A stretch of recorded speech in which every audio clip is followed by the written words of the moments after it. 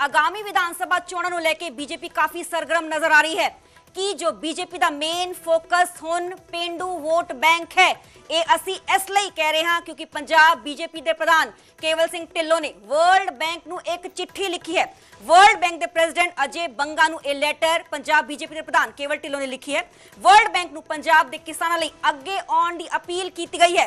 ये कहा गया है चिट्ठी च कि तुसीं इंडियन गवर्नमेंट दे नाल पार्टनरशिप करो, कोलैबोरेशन करो ते पंजाब के किसानों लई असी वध चढ़ के काम करिए।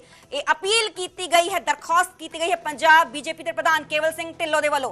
भारत सरकार दे नाल भाईवाल बन के किसानी बचाउण दी अपील है।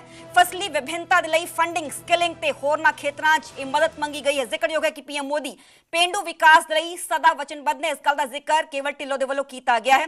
ये लैटर तुहानूं विखा रहे हैं। ये लैटर खुद केवल सिंह ढिल्लों दे वल्लों वर्ल्ड बैंक के प्रेसिडेंट नूं लिखी गई है। वर्ल्ड बैंक दी भाईवाली दे नाल विकास च तेजी आवेगी, ये भी कह रहे हैं केवल ढिल्लों। पंजाब फिर ਅਤੇ किसान इस दे केंद्र विच होणगे। मैनूं उम्मीद है कि यही पत्र तुहानूं सहयोगी भावना दे नाल प्राप्त होवेगा। ते पंजाब बीजेपी प्रधान केवल सिंह ढिल्लों ने वर्ल्ड बैंक के प्रेसिडेंट अजय बंगा नूं चिट्ठी लिखी है।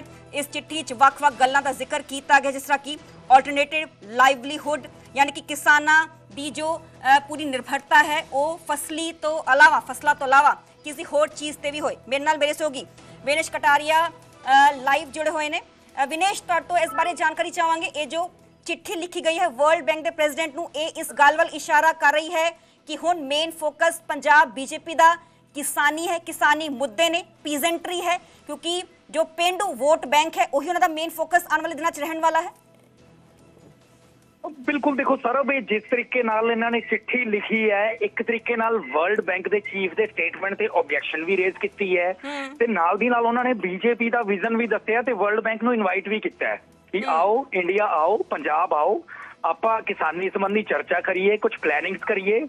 ते नाल ही केवल सिंह ढिल्लों ने कहा कि असीं होस्ट करन नूं तैयार हाँ। देखो ये संदर्भ कित्थों आया, क्यों जेडे केवल ढिल्लों नूं ये चिट्ठी लिखनी पई।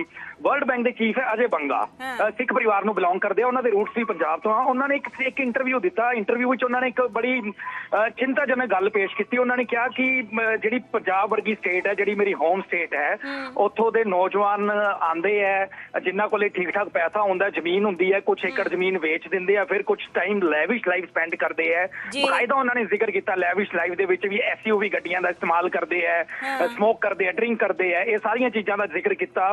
ते फिर कुछ टाइम तक वो लैविश लाइफ स्टाइल स्पेंड करते हैं ते उस तो बाद जो सारी पूंजी खत्म हो जाती है ते फिर उन्हां दी जमीन भी चली जाती है ते जिहड़ा लैविश लाइफ स्टाइल रहिंदा वो भी नहीं रहिंदा। ते नाल उन्होंने उस चीज़ नूं एग्रीरियन क्राइसिस नाल जोड़िया, क्योंकि जमीन है तो एग्रीकल्चर है, क्या भी जमीन भी चली जाती है, लैविश लाइफ स्टाइल भी चला जाता है, इस करके किसानी संकट विच है ते अपने आप विच ही चिंता का विषय है। ते वो जिहड़ा स्टेटमेंट है उस संदर्भ दे विच केवल सिंह ढिल्लों जिहड़े पंजाब भाजपा के प्रधान है, उन्होंने चिट्ठी लिखी वर्ल्ड बैंक ने चीफ अजय बंगा नूं। थोड़ा जिहा उन्होंने ऑब्जेक्शन भी रेज किया भी आपां नूं सॉल्यूशन की लोड़ है, स्टीरियोटाइप की लोड़ नहीं।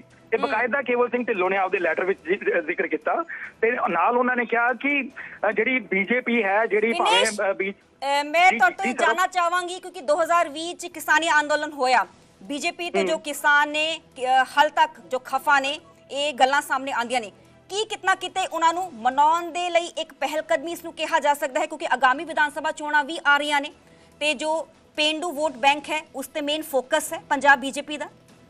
बिल्कुल बिल्कुल सर, तुसीं कह सकते हो क्योंकि इलैक्शन में बहुता टाइम नहीं बचिया ते बीजेपी नूं कहा जाता है कि शहरों की पार्टी है। पंजाब विच तां खास करके बीजेपी ते टैग लगता, क्योंकि जो अकाली दल नाल अलायंस सी तां बीजेपी 23 शहरी खेतरां तक ही सीमित सी ते बीजेपी नूं तां कहा जाता है शहरों की पार्टी है। ते बीजेपी हुण किवें पिंडां विच जावे, यही रोड मैप, यही चीज़ जिहड़ी अज दे इस लैटर विच भी झलक रही है। देखो बीजेपी प्रधान दा, कौमी प्रधान दा जिहड़ा दौरा कल ही खत्म होया पंजाब दा, उस विच भी उन्होंने बीजेपी दे कैडर दे नाल मुलाकात की गई सी। विनेश, तुहानूं याद होएगा?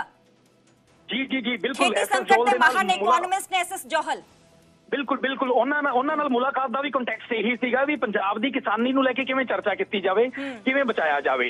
ते बीजेपी यही मैसेज देने की कोशिश कर रही है कि हुण उन्होंने पिंडां वल कूच करना है, सारे 117 हल्कियां च लड़ना है, तो उस दे लई कोई ना कोई बेस तो तैयार करना पऊगा भी बीजेपी कह सके। देखो जट सिंह प्रधान लगाया, कोर मालवा बेल्ट तो लगाया है, वो भी एक मैसेज देने की कोशिश सीगी कि बीजेपी हुण पंजाब बेस्ड पार्टी है, पेंडू पार्टी है, उन्होंने एग्रीकल्चर की भी चिंता है, उन्होंने पंजाब के जिहड़े नौजवानी नशे वल जा रही है। तुहानूं विच रोक रही है, एक बार सुनते हैं कि अजय बंगा ने की कुछ किया।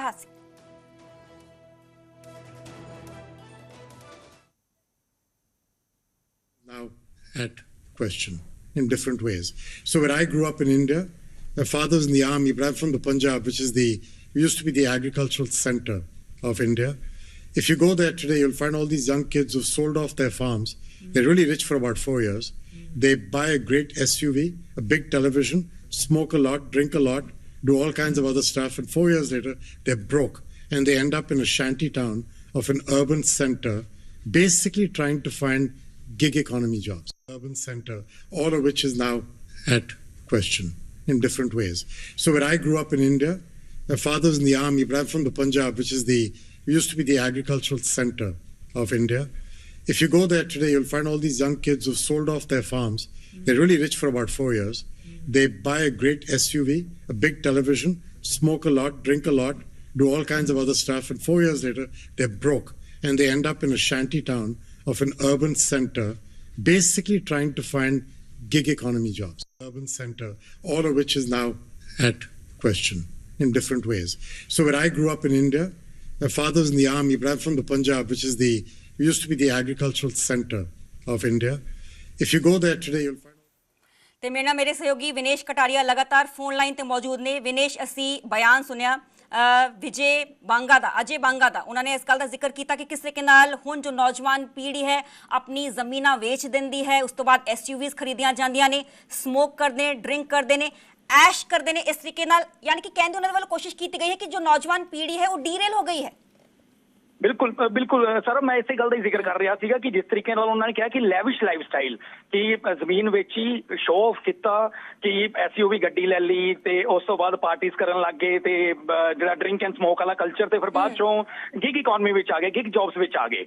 ਤੇ ਇਸ ਚੀਜ਼ ਤੇ ਉਹਨਾਂ ਨੇ ਚਿੰਤਾ ਜ਼ਾਹਿਰ ਕੀਤੀ ਸੀ। ਪਰ ਜਿਹੜਾ ਕੇਵਲ ਸਿੰਘ ਢਿੱਲੋਂ ਦਾ ਉਹਨਾਂ ਨੂੰ ਰਿਵਰਟ ਹੈ, ਜਾਂ ਉਹਨਾਂ ਨੇ ਜਿਹੜਾ ਲੈਟਰ ਲਿਖਿਆ ਹੈ, ਉਸ ਦੇ ਵਿੱਚ ਕੇਵਲ ਸਿੰਘ ਢਿੱਲੋਂ ਨੇ ਇੱਕ ਸਮਹਾਉ ਉਸ ਤੇ ਓਬਜੈਕਸ਼ਨ ਵੀ ਰੇਜ਼ ਕੀਤੀ ਹੈ, ਜਿਹੜਾ ਬਿਆਨ ਉਹਨਾਂ ਨੇ ਦਿੱਤਾ। ਤੇ ਨਾਲ ਉਹਨਾਂ ਨੇ ਕਿਹਾ ਕਿ ਸਟੀਰੀਓਟਾਈਪਸ ਨਾਲ ਕੁਝ ਨਹੀਂ ਹੋਣਾ, ਇਸ ਦਾ ਆਪਾਂ ਸੋਲੂਸ਼ਨ ਕੱਢੀਏ। ਵਰਲਡ ਬੈਂਕ ਨੂੰ ਸਿੱਧਾ ਇਨਵਾਈਟ ਕੀਤਾ ਹੈ ਵੀ ਇੰਡੀਆ ਆਓ, ਪੰਜਾਬ ਆਓ, ਅਸੀਂ ਤੁਹਾਨੂੰ ਹੋਸਟ ਕਰਨ ਲਈ ਤਿਆਰ ਹਾਂ। ਜਿਸ ਤਰ੍ਹਾਂ ਆਪਾਂ ਜਾਣਦੇ ਹਾਂ ਕਿ ਕੇਵਲ ਸਿੰਘ ਢਿੱਲੋਂ ਬਹੁਤ ਤਕੜੇ ਬਿਜ਼ਨਸਮੈਨ ਹੈ, ਪੈਪਸੀ ਕਿੰਗ ਕਿਹਾ ਜਾਂਦਾ ਉਹਨਾਂ ਨੂੰ। ਪੰਜਾਬ ਵਿੱਚ ਉਸ ਵੇਲੇ ਉਹਨਾਂ ਨੇ ਕੰਮ ਕੀਤਾ, ਉਸ ਵੇਲੇ ਯੂਨਿਟ ਲਗਾਏ ਜਦੋਂ ਮਿਲੀਟੈਂਸੀ ਦਾ ਦੌਰ ਸੀਗਾ, ਜਦੋਂ ਪੰਜਾਬ ਵਿੱਚ ਕੋਈ ਆਉਣ ਨੂੰ ਤਿਆਰ ਨਹੀਂ ਸੀਗਾ। ਕੇਵਲ ਸਿੰਘ ਢਿੱਲੋਂ ਵੀ ਫੋਰਨ ਵਿੱਚ ਰਹਿੰਦੇ ਸੀ, ਫੋਰਨ ਤੋਂ ਵਾਪਸ ਆ ਕੇ ਉਹ ਪੰਜਾਬ ਆਏ ਤੇ ਯੂਨਿਟਸ ਲਗਾਏ, ਉਸ ਤੋਂ ਬਾਅਦ ਸਿਆਸਤ ਵਿੱਚ ਐਕਟਿਵ ਹੋਏ ਤੇ ਅੱਜ ਉਹ BJP ਦੇ ਪ੍ਰਧਾਨ ਹੈ।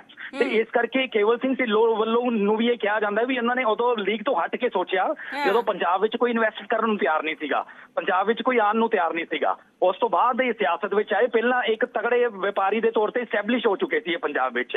ਸ਼ਾਇਦ ਉਹੀ ਇਨਵੀਟੇਸ਼ਨ ਇਹ ਅਜੇ ਬੰਗਾ ਨੂੰ ਦੇਣਾ ਚਾਹ ਰਿਹਾ ਹੈ ਕਿ ਵਰਲਡ ਬੈਂਕ ਆਏ ਤੇ ਅਸੀਂ ਉਹਨਾਂ ਨੂੰ ਹੋਸਟ ਕਰਨ ਲਈ ਤਿਆਰ ਹਾਂ। ਜੀ ਸਰ, ਠੀਕ ਹੈ। ਚਲੋ, ਬਹੁਤ ਬਹੁਤ ਸ਼ੁਕਰੀਆ ਵਿਨੇਸ਼ ਸਾਨੂੰ ਪੂਰੀ ਜਾਣਕਾਰੀ ਦੇਣ ਲਈ। ਤੇ ਜੋ ਅਜੇ ਬਾਂਗਾ ਨੇ, ਉਹਨਾਂ ਨੇ ਵੱਡਾ ਬਿਆਨ ਦਿੱਤਾ ਹੈ ਕਿ ਕਿਸ ਤਰੀਕੇ ਨਾਲ ਜੋ ਨੌਜਵਾਨ ਪੀੜ੍ਹੀ ਹੈ ਡੀਰੇਲ ਹੋ ਰਹੀ ਹੈ ਆਪਣੇ ਫੋਕਸ ਤੋਂ। ਪਰ ਦੂਸਰੇ ਪਾਸੇ ਪੰਜਾਬ BJP ਪ੍ਰਧਾਨ ਕੇਵਲ ਢਿੱਲੋਂ ਨੇ ਇਹ ਲੈਟਰ ਲਿਖੀ ਹੈ ਕਿ ਆਓ ਤੁਸੀਂ ਇੰਡੀਆ ਆਓ, ਇੰਡੀਅਨ ਗਵਰਨਮੈਂਟ ਦੇ ਨਾਲ ਕੋਲੈਬੋਰੇਸ਼ਨ ਕਰੋ, ਪਾਰਟਨਰਸ਼ਿਪ ਕਰੋ, ਅਸੀਂ ਇਕੱਠੇ ਮਿਲ ਕੇ ਪੰਜਾਬ ਦੀ ਕਿਸਾਨੀ ਲਈ ਅਹਿਮ ਤੇ ਵੱਡੇ ਕਦਮ ਚੁੱਕਦੇ ਹਾਂ।